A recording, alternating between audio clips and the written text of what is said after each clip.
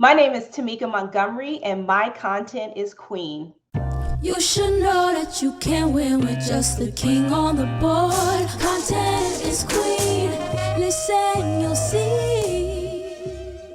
All right, welcome to season 2 of Content is Queen, and I am your host, Layla Nielsen, founder and principal strategist of Ellen & Co. And I am excited to talk to my friend, my fellow restaurant partner, my mom in charge, just all around girlfriend, Miss Tameka Montgomery. She is the founder and CEO of Core Strategy Partners. Welcome to Content is Queen. Excited to be here and excited to just chat and connect with you. So thank you for the opportunity. So let's just jump right on in. So tell me a little bit about Core Strategy Partners. Like when I hear core, that means right in the middle, you get into the weeds, you make sure that your head is, you're looking in and out. But tell me, what is a potential client look like, and what is your core services that you offer? Yeah. So, Core Strategy Partners, we are a consulting firm that is really driven to drive impactful change by providing human-centered market research and strategy. And so we specialize in supporting corporations, governments, and nonprofit organizations with market insights and strategy that helps them better understand their small and mid-sized business stakeholders, and also to help them better understand workforce. So all of our work that we do is really in that sector of really helping our clients understand small businesses so that they can improve policies, programs, and services.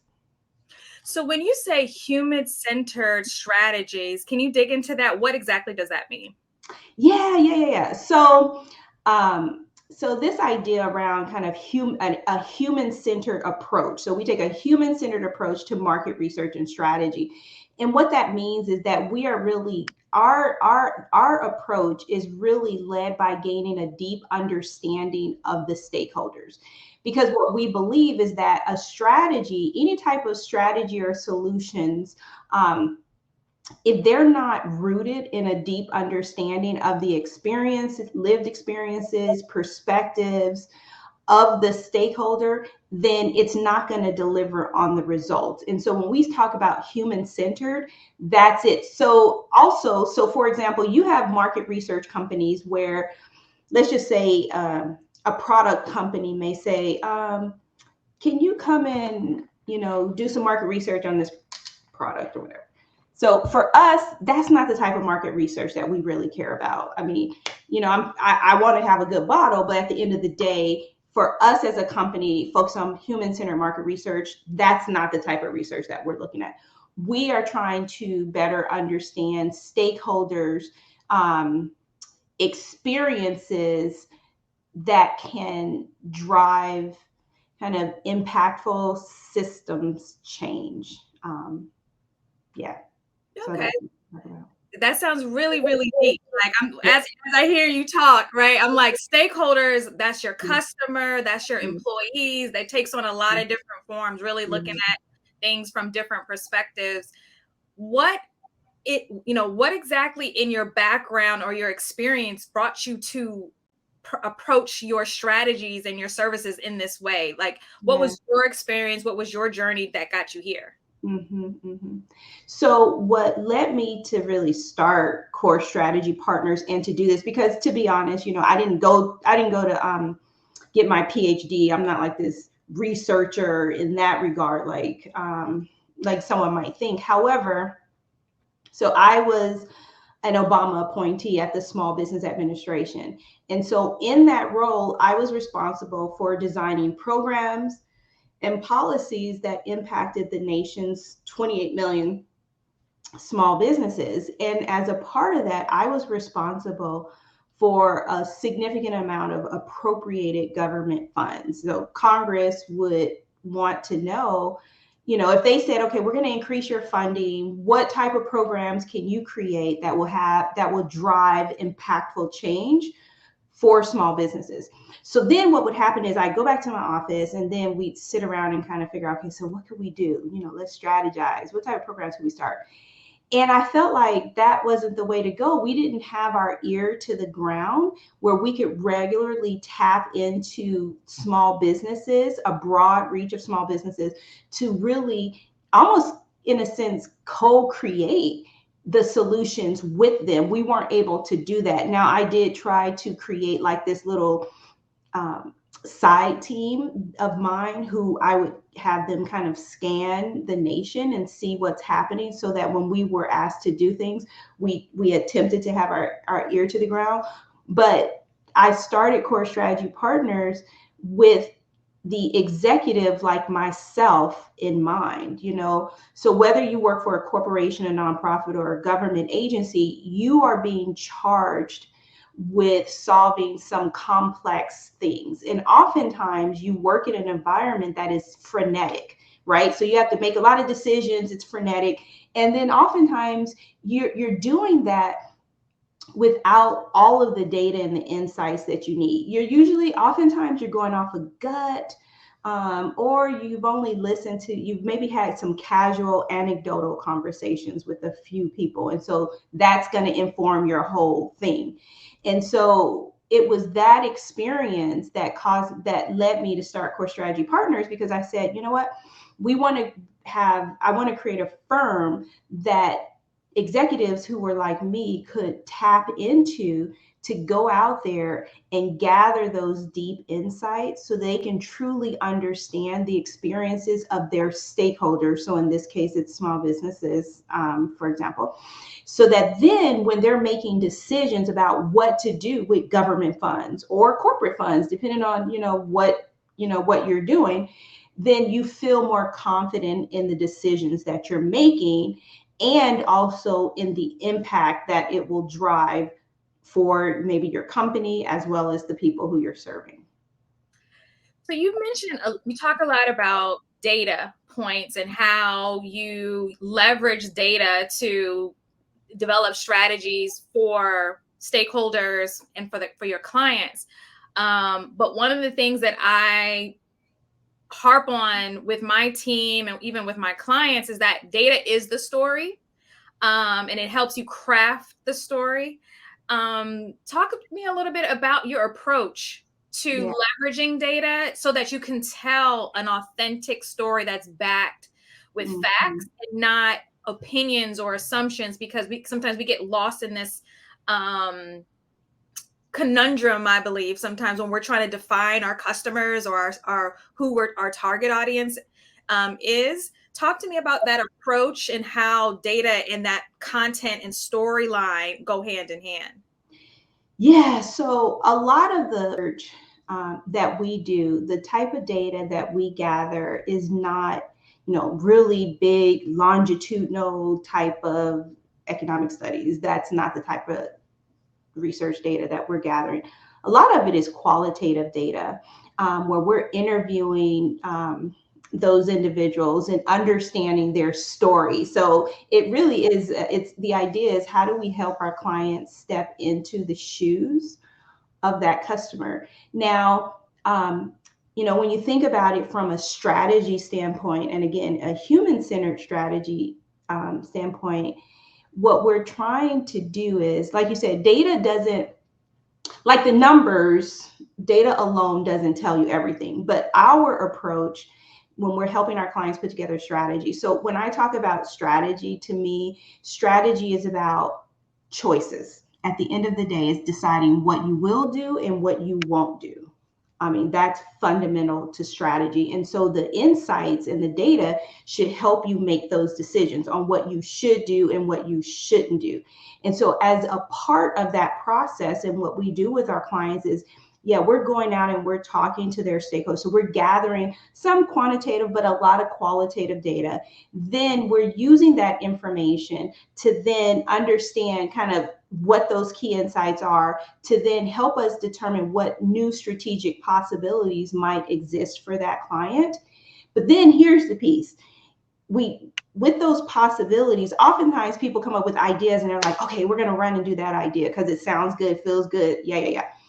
But that's not what we do. What we then do is there's a lot of ideas and a lot of possibilities, but then what we try to do is how do we do a low fidelity prototype? How do we prototype something and then get it back in front of the stakeholders to see, okay, well, if you do this, we did this, walk me through how you might experience this thing. So then you actually have better data to help inform the strategy. Now, no strategy is going to be 100% fail proof, obviously, because you don't know how it's going to get implemented. But when we do these things, when we get these various data points from the stakeholders and testing out the ideas in the strategy that we're trying to put forth, it raises our level of confidence in the decisions and the choices that we're going to make. Does that help? Yeah, no, it definitely does.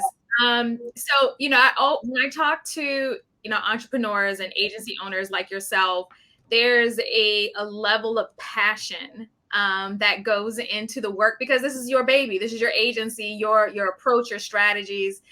And where does that passion come from? Who is Tameka? Like, what made you get here? I know you were an Obama appointee and that experience brought you here, but deeper than that, like, what is it about Tameka that got you where you are today and starting your agency? Mm-hmm. You know what? I have always been socially minded. Like, I've always been bent this way. I was just talking the other day to my family when I was in high school. I was in this group called the Bad Team. It was called Blacks Against Drugs, the Bad Team, in Denver, Colorado. We would travel to schools and we would do performances, and I used to do this oratorical speech called My Name is Cocaine. And it was about how cocaine, how insidious it is, and then how it just gets you and tears you down, right? Mm-hmm. So early on, I've always been, it's just the way that I've been bent. And so all of my work in my entire career has been socially focused. So whether it's been in government or in the nonprofit sector, and now as a business owner, I'm a social entrepreneur, I guess you can kind of say. It just is. I just say God just put it in me, and that's just who I am. So yeah, no. And I, what I was so attracted to our friendship. I was so curious. You are, schooling your kids, and you have these amazing boys that are just so confident, and they're in competitions and they have their own businesses. I'm like, they get that from their mama. Yes, Dad, I'm giving you some props too, but your energy, I can just see that. And you started the Montgomery County Children's Business Fair, which puts kids in the driver's seats of their businesses and gives them the skills to actually put their products in a marketplace, and all the skills that come along with that. What prompted you to come up with that idea? Because it's super dope. I would have never thought about that. I grew up in a family of entrepreneurs, so I'm like, that is so perfect for a kid, because I can completely credit my mother for my experience as a kid, in the nightclub business, making flyers and putting them on the cars. Like, I always joke, I was like, I was doing email marketing before email marketing, and you don't realize what you're absorbing as a kid, right? For you, with your sons, and then now, with their individual businesses, and now you're opening this up to, parents throughout Montgomery County, kids throughout Montgomery County. What prompted you, or what triggered you to want to create this fair? And talk to me about the fair and how people can get involved. Yeah. So when the administration ended in 2017, I took a sabbatical. And during that time, I was like, my boys were still young. They're still young, but they were younger.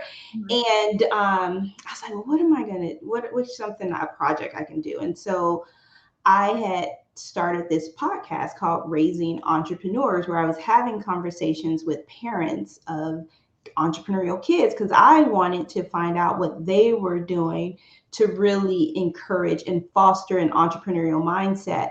And the reason why I felt like an entrepreneurial mindset was so important is because before moving out here, I was in Denver, Colorado, and back in 2001, I I started one of Denver's very first business incubators in 2001. So that was a long time ago. And have been working in this space for a long time, advising small businesses. And one of the things that I often would see is you might have two entrepreneurs who come in and want our services for technical assistance or advisement. They appear to be at the same level in terms of resources, knowledge, experience.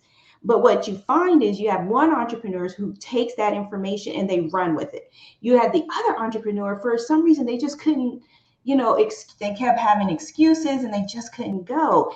And what I realized, it had nothing to do with their ability. What it had to do with was their mindset.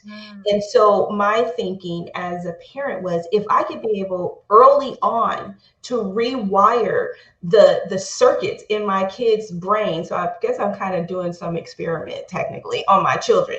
So I was like, if I could do some sort of experiment with my boys where I'm rewiring their brain early on, so that when they become adults, and if they choose to start a business, that they can go back to saying, you know what, I did something like that in the past. And so they would be that one who would spur that on.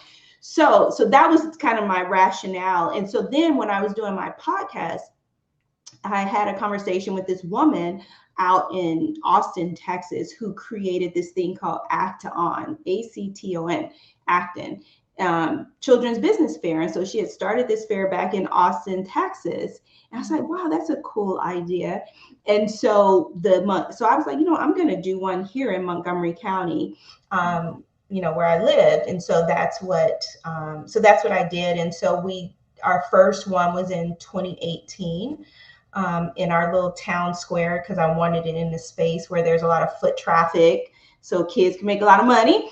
And then we did it in 2019, and then COVID happened, but now we're bringing it back. It's going to be bigger, more kids involved. And I'm excited. It's so much fun just seeing the creativity that the kids bring. And even, my boys have participated in just the different ideas. One year, my youngest, he called it a popcorn bar. He named his business Popcorn is Corny. And so he had popcorn. Now that's a good name right there. He's so good at names. And so he had popcorn, and then he would have just different spices, right? And then you just, put your spice on. That was his popcorn bar, So it's just creative stuff like that, just letting them get a taste of it. I love that. So I know registration is closed for vendors, but you still have an opportunity to sponsor the event. So talk to me about sponsorship and what a potential business how they can activate and partner with you for this event. Yeah, thank you for offering to put that out there. I'm excited to talk about it. So as you can imagine, so I have a nonprofit organization called Raising Young Entrepreneurs. And so I use that nonprofit to host this fair. That's really the only thing that the nonprofit does, is this fair. And to do these sorts of things, while it's not a huge financial lift, there is a financial obligation. And so we have 3 levels of sponsors. We have friends, partner, and then a premier sponsor. $250 is a friends level, $500 is the partner level, and then $1,500 is the premier. At the most basic level, $250, it really is about just demonstrating your support. We put your name out there. We acknowledge your participation and support of the fair. At the $500 level, during the fair, one of the things that we do, so it's for ages 6 to 15. And so we have judges who go around and talk to the kids about, we judge them on their sales pitch, on the originality of their idea, and then how their booth is presented, like their marketing. And so the winners, we have winners in each of the age categories in each of those sections, and we give out cash awards or a check. And so at the $500 level, you have the opportunity to be a judge and to talk to the small business owners, the young entrepreneurs, and help us to decide the ones who are going to win that cash award. And then at the premier level, you actually get a booth where you can engage with the young people or just in the community in general, pass out materials, and, obviously continue to have kind of that title sponsorship opportunity as well. I love that. So, as a mom, as an entrepreneur, as a child of an entrepreneur, I cannot say this enough. Like, we need more programs like this across the board, because you are right. You need to shift our kids and rewind their mindsets that, just getting a job isn't necessarily, it's a path, but not the path, right? Mm-hmm. And way more money as an entrepreneur, as that path, the corporate path will take you. So I definitely love this idea. I think it's so on time. And folks, we want you to come out, support these kids, put some money in the bank, and engage with the kids, challenge them, and help them grow and understand their customer and their target audience, right? Their stakeholders, as you would say. With our agency, digital marketing is our core product offering and service. And I love the content that you post on social media. I think you are witty. You did something with your dog, and I'm like, this is super cute. And I was like, she's going to get the most likes out of this because people love some puppies and some dogs and things like that. And when you're marketing yourself, as a personal brand and your organization, talk to me a little bit about how you approach your content. And why you choose the content that you are publishing to promote your business and to promote your personal brand. Yeah. Okay. So I feel like this is like, and I'm sure everybody's like, it's hard. It is so hard. So it is a struggle for me, honestly. Do it really well, though. Thank you. We are trying because I know it is so important. And so what we're trying to do is, one, personalize it, right? So just because at this point, if I'm going to be honest about it, Core Strategy Partners, people know it because of Tameka. It is me. So you know what? Why not leverage that? And so people love to kind of get into your life. So it's funny. I did this one post with my youngest son. So I was on a business trip and he calls me. He says, "Mom, I have something to ask you." I was like, "Okay." He's like, "Well, no, I want to wait until you get home." So I'm like, "Okay." So I get home. I was like, "So what do you want to ask me?" He's like, "I have a presentation." I said, "Okay." So he put together a presentation, had it up on why he should be allowed to get a pet snake. And so I posted that on LinkedIn to kind of talk about the importance of knowing your audience. Like, my son knew his mom, right? And he put together a presentation, and it was like each title was like, "And if you say this," and then he would have that response. He knew his mother.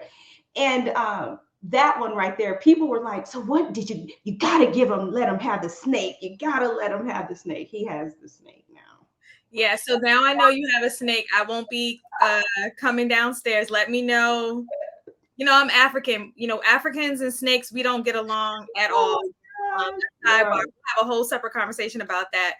But to your point, authenticity always wins when it comes to social media. Folks can sniff out, phoniness. And this is an experience that you went through with your child, but it directly aligns to your services, right? It's like complete alignment. So this is what you get. I live this, I breathe it. Even my kids are showing up like this. So if you think your stakeholders or your customers or your workforce, my son is putting together presentations on snakes, not because I told him, because he has seen me do the work. So that is a direct alignment and correlation to your services and who you are as the CEO of the agency. So I love that story because it is spot on for content marketing strategies like that, authenticity. And like, what is authenticity? It's like, what do you do the easiest? What can you show up and do without thinking, without having to, put a whole plan together? You can just drop it just like that. And for you, that is, just what you described with that post on social media. So I love that. So I wanted to wrap up with, what can your audience, even the Content is Queen audience, expect from Tameka and your agency? And then, the type of initiatives outside. I know the Montgomery County piece is a big piece, but is there anything else you would like to share? Any events, activities, a newsletter that they can join? Here's the time to just get them all into your databases. Yeah. Okay, so one is, yes, the fair. So if you're in the Montgomery County, PG, whatever, in the DMV on August 19th from 11 to 2, come down with some money or some cash through your app, whatever, and support about 70 or so young entrepreneurs. So that's a lot. So are they category specific, or do you they can sell anything? Yeah, they can sell whatever. They're selling all different types of things. Yeah, it's amazing, just their ideas. So that, I would say, come out. The other thing I would say is check out, I did a TED Talk, a TEDx. And I always go to TED.com, put my name in there and watch it, because I love raise the visibility and just to hear more about kind of thinking about raising young entrepreneurial kids. And I tell some interesting stories through that. I was in the audience, guys. I TED Talk, and I was like, I needed a notepad. I was writing stuff down. She dropped some serious gems on how to make your babies millionaires and that mindset. So I'm over here like, okay, so I want to make sure my baby's a millionaire. Step 1, 2, and 3, because Tameka said, and it's, so I do encourage you to listen to her TED Talk. Yes, thank you. And then kind of like what I'm working on. And so, you and I, we're in this grind of growing a business, right? Mm-hmm. Trying to grow 7-figure, 8-figure business. And one of the things that I'm working on is a technology platform. And so I would just say, I'm not able, we're in the early stages of it. But it is something that I'm working on, and it's really pushing me to step outside of my comfort zone, because I don't think of myself as a techie. And so the idea of building some technological solution that helps clients engage better with their stakeholders is intimidating, but I look forward to kind of sharing that journey. So on LinkedIn, connect with me on LinkedIn and be able to kind of follow me and watch as we see what happens with Core Strategy Partners kind of moving into a new space. So yeah, I think those are the big things. And I'll, visit our website, and that's where you can actually get in and join our mailing list, and that's corestrategypartners.com. Well, you might say that's only a couple of things, but those are 3 very big things. And I'm so happy that we were able to have this conversation. I will definitely be at the fair with my money in hand. And so I'll definitely talk to you about sponsorship as well, because I think that is a really great initiative that I definitely want to have Ellen & Co. involved with. And I just want to say thank you, girlfriend. You are a rock star. And thank you so much for spending your time with my Content is Queen audience today. Great. Thank you. I loved it. It was so much fun, and looking forward to seeing each other in person. Yes. Thank you. Bye, everybody.